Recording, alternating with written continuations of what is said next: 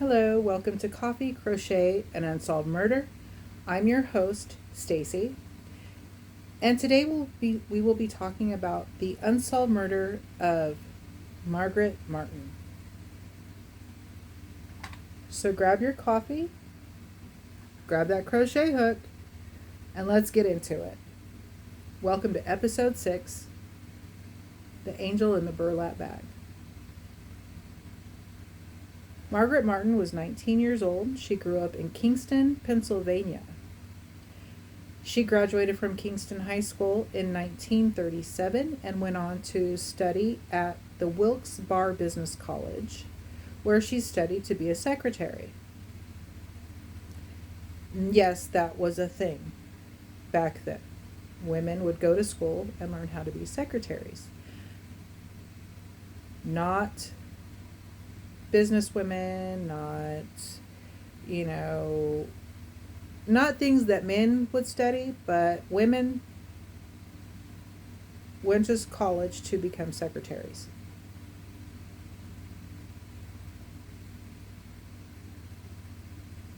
One of Margaret's former classmates described her as shy, studious, friendly, and had a lot of friends.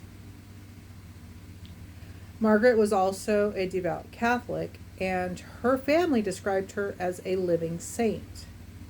She was not one that would go out and do bad things.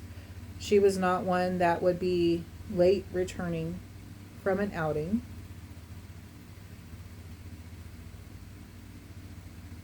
She wasn't one that they worried about or had to worry about.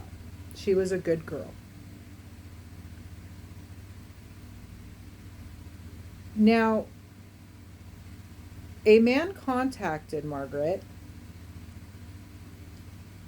and said he was opening up an insurance office and needed a secretary, and that he had gotten her name from the Wilkes-Barre Business College. Was not something that would jump out at anybody because that's how they found their employees at that point. So on December 17th, 1938, Margaret agreed to meet with the gentleman at Kingston Corner. Now, Kingston Corner back in 1938 was a bustling intersection, and it being Christmas time, it was a very busy intersection. Kingston Corner also had apartment complexes. And the last people to see Margaret alive were the residents of the apartment complex. The witnesses that saw her get into the car described the car as a brown Plymouth or a black sedan. They also described the gentleman. They could not identify him because they did not know who the gentleman was, but they did give a description of the gentleman. He was between 25 and 30 years of age. And in the words of the witnesses, he was suave, neat, had sandy hair, and was slightly overweight. And yes, the description was, to describe it, it was a good description, but not a good description. Okay? Because I couldn't find anywhere where they said a height, and probably because of where they were in the apartment, they couldn't determine a height. But they did see Margaret get in the car with the gentleman. And that would be the last time anybody saw Margaret alive. Later that evening, when she didn't return home, her family and friends became concerned because it was not like her not to show back up at home. So they notified the police, and they also began searching. Now, the police in missing persons cases like to utilize the press. Here lies a problem. Because at the exact same time that Margaret disappears, the local newspapers are on strike.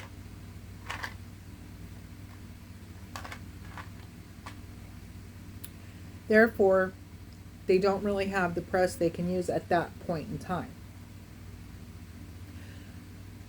However, they do continue searching. The missing persons report is filed, and police and family and friends are searching for Margaret because, again, unlike her, she's not somebody that would disappear. She's not somebody that had enemies. She's not somebody that would just say, hey, I'm going to go out. I'm going to have fun. No. She was a good, devout Catholic young lady who had many friends, and she loved her family, so she was not going to go off and just not come back home. Now, police are searching, family and friends are searching. 4 days passes, so let's bring in another player, shall we? Let's bring in 19-year-old Anthony Rezakowski. Again, since episode 1, I've been telling you I'm not good with names. By the spelling of the name, I'm assuming that that's how you say it. So Anthony Rezakowski, he's a 19-year-old. He is in the forest of, and I'm going to read my notes here, Northmoreland Township, Wyoming County, which is approximately 25 miles away from Margaret's home. He's out trapping muskrats, probably for the pelts, because that's what people did back in that day. He comes across a creek, and in the creek, he sees a burlap bag. And it's roughly about 2 feet underwater. Well, not the whole bag, but it's sitting in about 2 feet of water. So he goes and he fishes the bag out, and he opens it. And to his dismay, he finds the nude and mutilated body of a young woman inside the burlap bag. Now, he goes to the police come out. Upon examination of the body in the bag, they determine that the woman in the bag is 19-year-old Margaret Martin. So sadly, what they hoped to find and what they found were two different things. They had hoped to find Margaret alive and well, and instead they find her mutilated body in a burlap bag, thrown away like trash into a creek. Unfathomable. Unfathomable. I can't speak.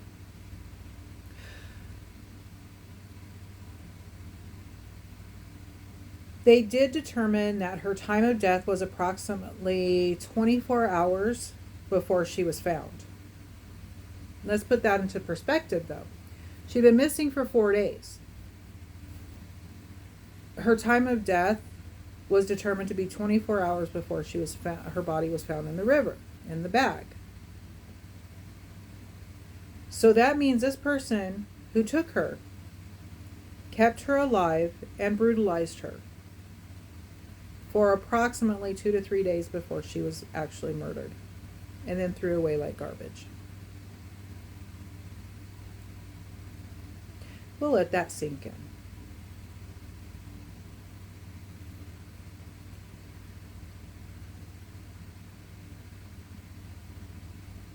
Now, upon examination of the body by the coroner, it was found that Margaret had been beaten. They presumed it was by beaten with a rock.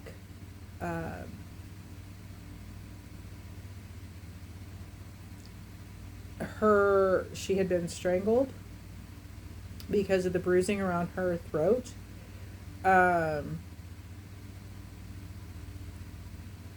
She had bruises on her throat, on her neck, and her body. So she'd been beaten. She also had knife wounds on her stomach and her thigh. She had also been sexually assaulted. And in the words of the coroner who did the autopsy, She had suffered the molestation of a degenerate.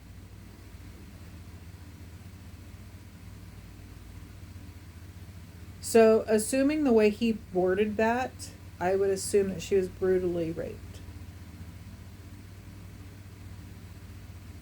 And let's also assume that this young woman had been saving herself for her husband.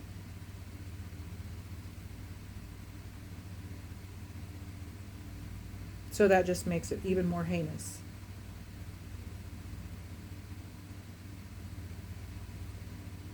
Ultimately, the cause of death was determined to be strangulation.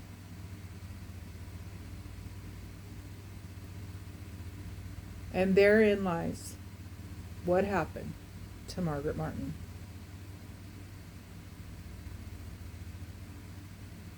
So we know how she was killed.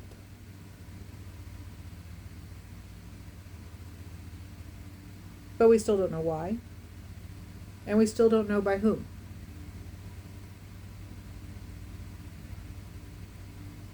We're going to assume that it was one person that did this to her, and that it was a man, obviously, because of the assault, sexual assault.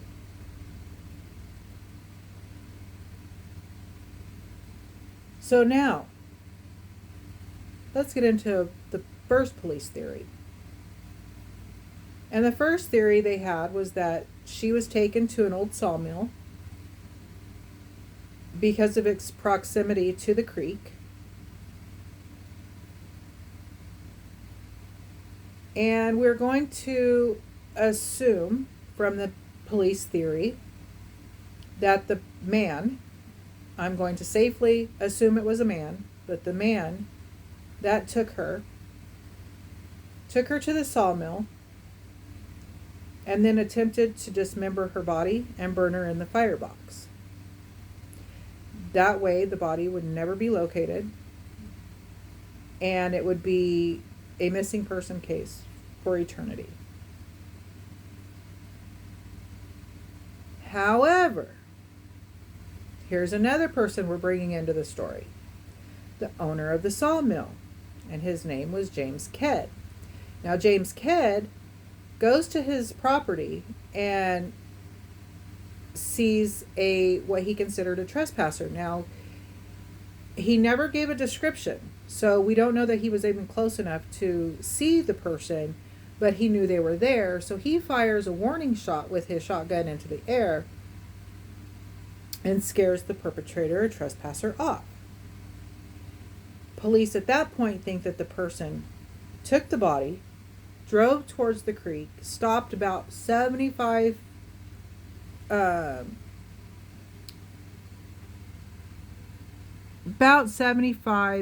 feet from the creek, and carries the body the rest of the way. Approximately that many yards. We don't know. Or that many feet. We don't know. 75 yards, 75 feet. We really don't know. But that's what they determined. That was the theory, that they parked the car and then carried the body down to the creek, threw it in the creek, and then left. Now, when the body was found, 75 state troopers were brought in to search the area. Now, when they searched the area, they found no tire tracks. They found no footprints. They found nothing to say that what they determined happened from the point where the warning shot was fired to where the body ended up. They really couldn't say for sure that that's what happened. It was just a theory, because they found nothing. With 75 state troopers combing the area, they found nothing. No tire tracks, no footprints, no evidence whatsoever, other than the body in the burlap bag in the creek. And we can't say it was shoddy police work, because they were trying. These officers were trying. These investigators were trying. They were legitimately trying to find out what happened and who did this to this young girl. And just like in a newspaper article, when journalists are looking, there's questions of who, what, where, when, why, and how. And it's the same as an investigation as far as the police are concerned, investigators are concerned. Who, what, when, where, why, and how. We have the how. We have the when.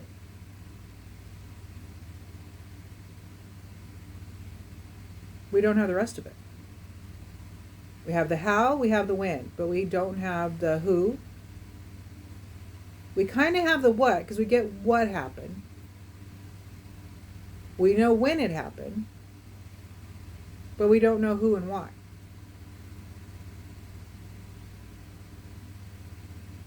And unfortunately, it was 1938. We don't have forensics, fingerprints. We don't know if they took any or had any or were able to get any. DNA testing? No. We don't know if she fought, because we don't have a suspect. So how do we know if she fought? It didn't say if she had defensive wounds on her at all. I would love to think that she fought,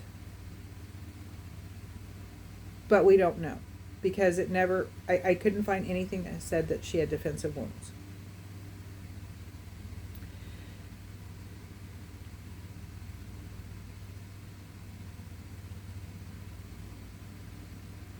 But all of a sudden, here we have the newspapers getting involved. It's a high-profile case.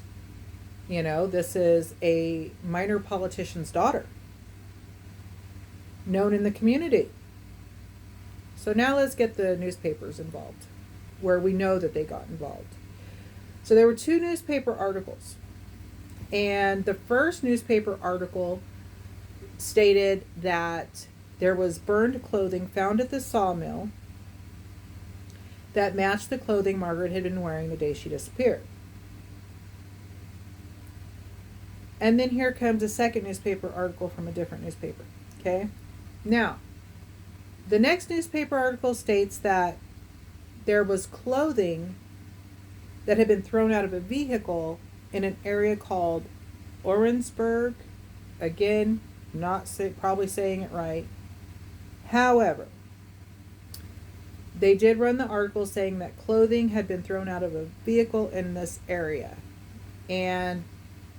But that was later determined to not have anything to do with Margaret's case, because they did find clothing that had been thrown out of a vehicle, but it had nothing to do with her case. So the first article was more in the vicinity of being correct than the second article.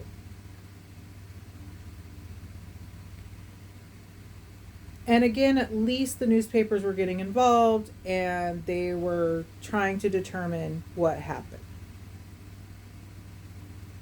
and trying to help find out who.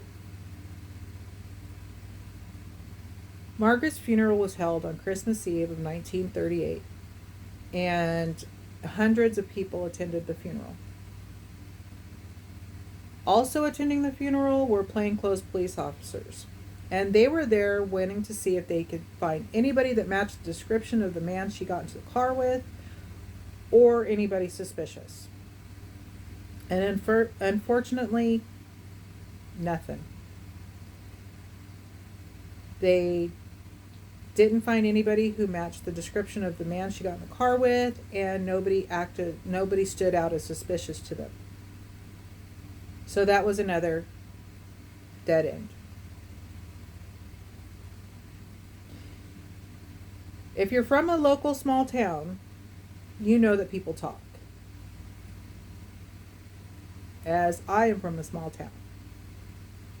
And people talk. And even almost 100 years later, locals are going to talk. And locals are going to have their own suspicions. So they had their theories on who the possible suspects were. So let's go through those, okay? And there's nothing to really substantiate the claims other than their own suspicions, but we'll go down the list. So the first person that they saw as a suspect was the coroner in Wyoming County. There was no reason that I could find anywhere as to why they suspected him, but his name did come up amongst the locals, which I did not get a name, couldn't find a name on any of them. Another suspect was the son of a local businessman, and he was a suspect to the locals because he left town right after the body was found. So that looked suspicious to them, so that made him a suspect to the locals. Another suspect was a teacher at the Wilkes-Barre College, because apparently in their minds he had paid extra attention to Margaret. So that's why he became a suspect. Now, another suspect was a local pastor. I'm assuming that it was a local assistant pastor. Now, I'm assuming that a local assistant pastor would not be somebody who was involved in the church that she attended, because she was Catholic. And in my upbringing, the Catholic clergymen are called priests, and the other clergymen in other churches are called pastors. And so I would assume at that point, and maybe it was because maybe he paid special attention to her, or she had spoken with them, or somebody had seen them, I don't know.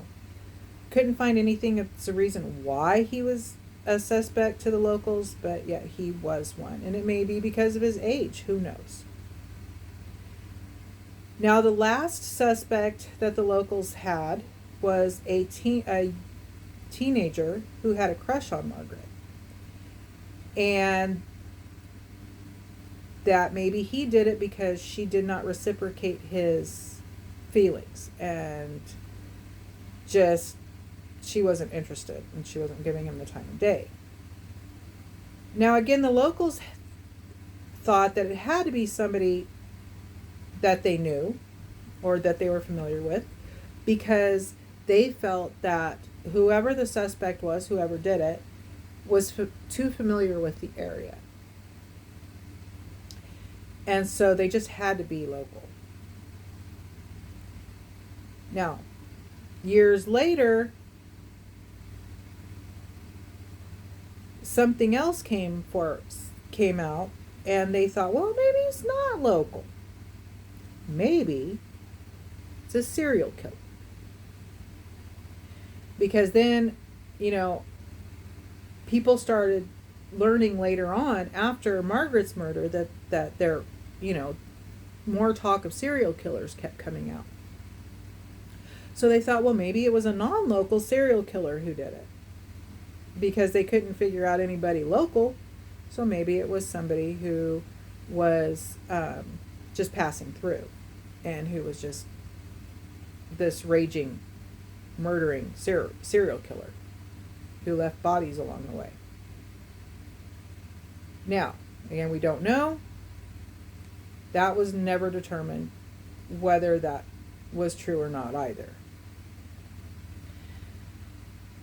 Now, 4 days after Margaret's funeral, Pennsylvania State Senator Leo C. Mundy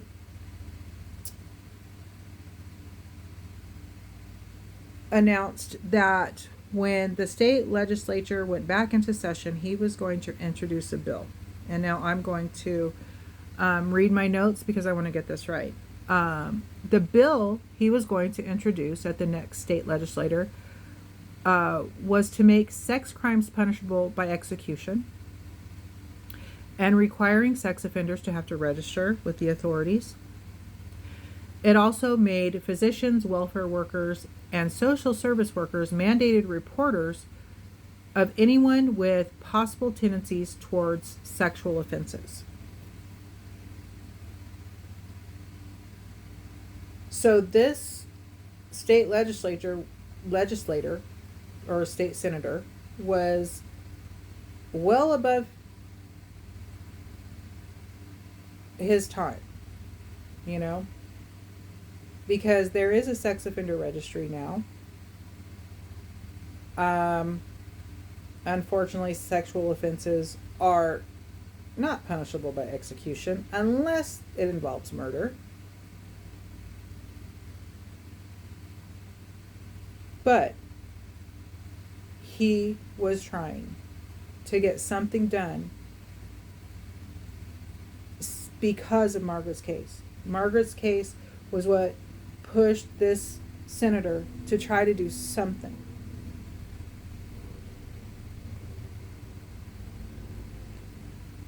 Now, 6 months later, in June of 1939, there were more clues found by police.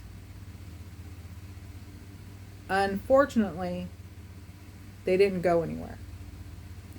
It didn't lead to anybody being arrested. It didn't lead to any new suspects. It didn't lead anywhere.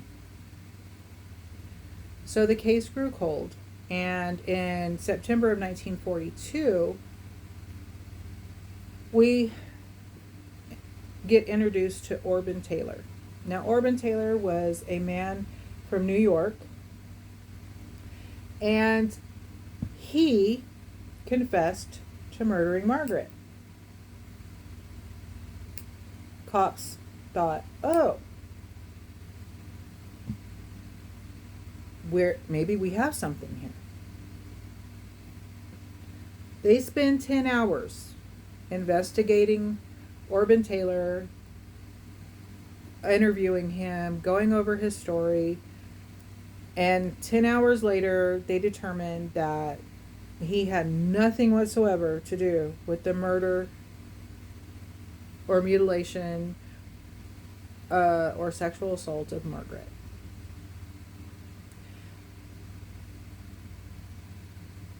So what this poor family has to go through is beyond unimaginable.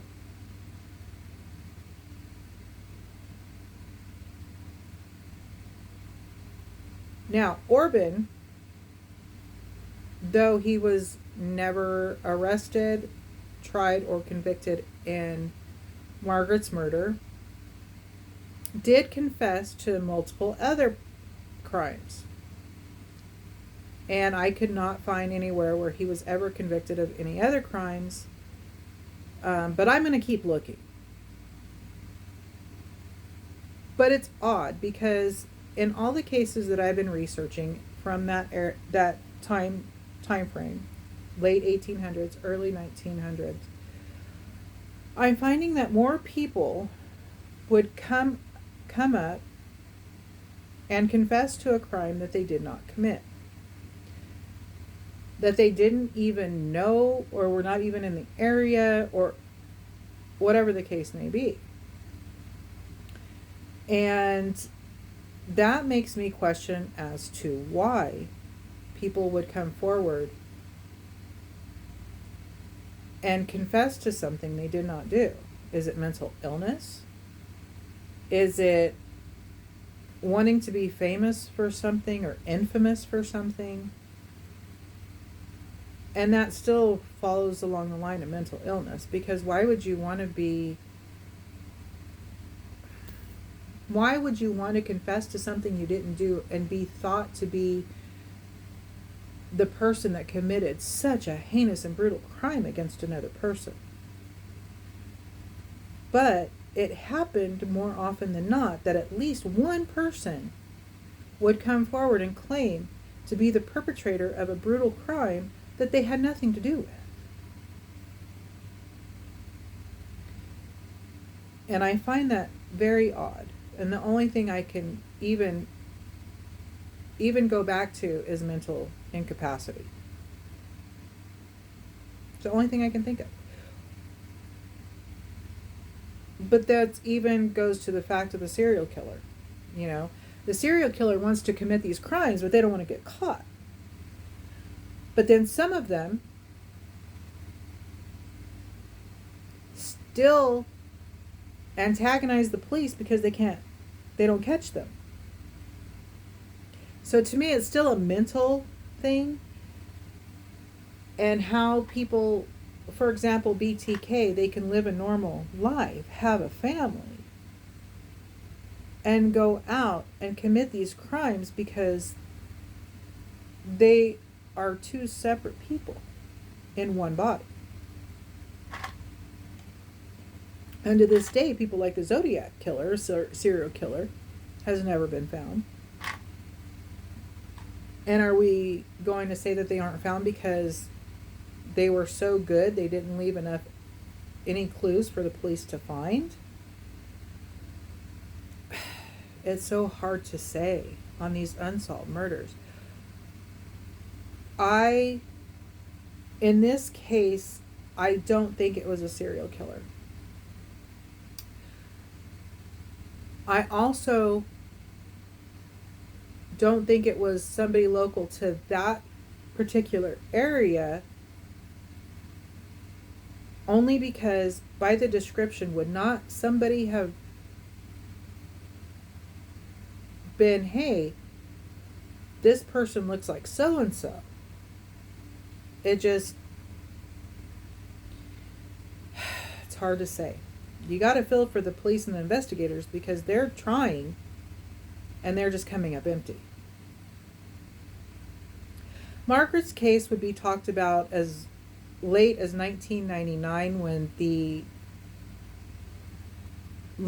Luzerne County District Attorney brought her case up and said, even with modern advances in investigative techniques and forensic technology, there was probably no way they would ever be able to determine who the murderer was, and that the murderer himself was probably deceased. But do we stop looking because we assume the perpetrator's dead, or we don't think that we would be able to determine anything from any evidence that we may still have? And even then, do they still have any of the evidence? Do they have a sexual assault kit? Is the evidence so degraded that they wouldn't be able to get any information anyway? And even then, do they think, is it safe to assume that the perpetrator kept their mouth shut, never offended again, but possibly did they keep a trophy? Or did they do that back then? Because you think about it, they say a lot of killers will keep something from the victim to remember it.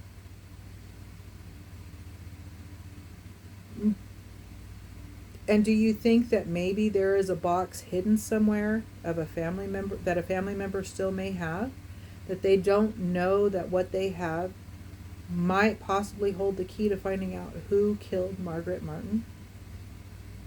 Who snuffed the light of this bright up-and-coming young lady? I don't know.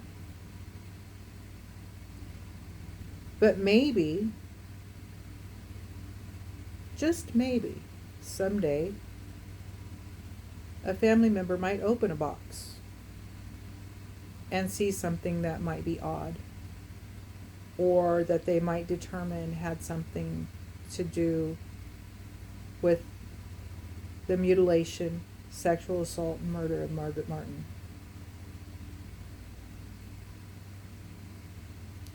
One can only hope, right?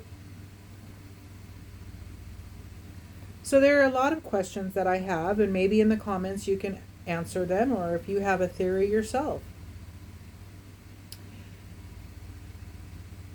Is it possible that maybe the locals had it right on one of those people that they suspected? Is it possible that the man who set up the interview dropped her back off at Kingston Corner and then she was met with the actual murderer? It's easy enough to go back and see if anybody opened up an insurance office. And in my research, I never did find that the police looked into that. That did somebody actually open an insurance office? Because if the case is no, is it because of the disappearance of Margaret that they decided not to open it, or was it just a ruse in the first place to get Margaret to meet them? And was Margaret just an easy catch as far as a victim goes? Or had they been watching her for a while?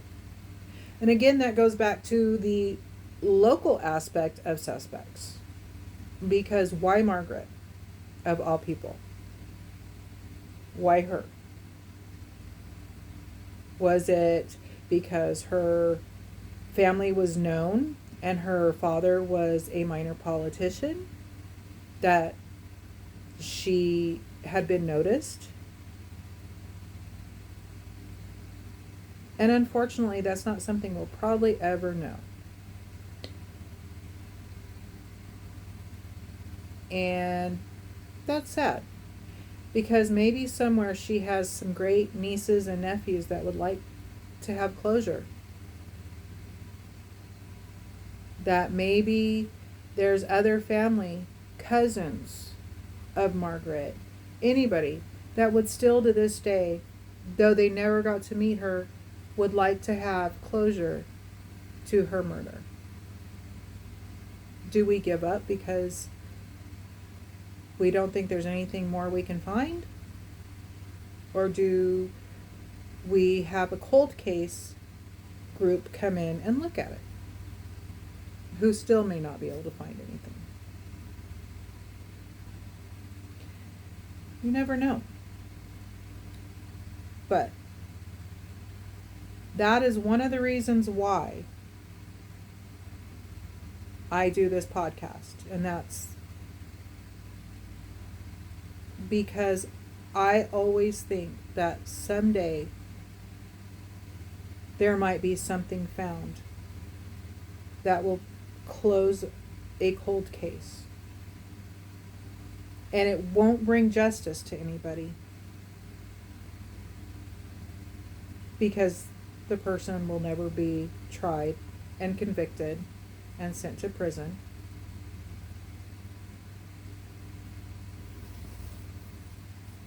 But it will at least have an answer. At least maybe someday somebody will have an answer to the question of who did it. We may never know why, but maybe we can find a who.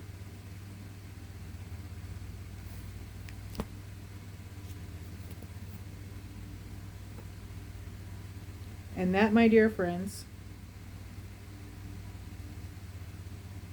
is the case of the angel in the burlap bag.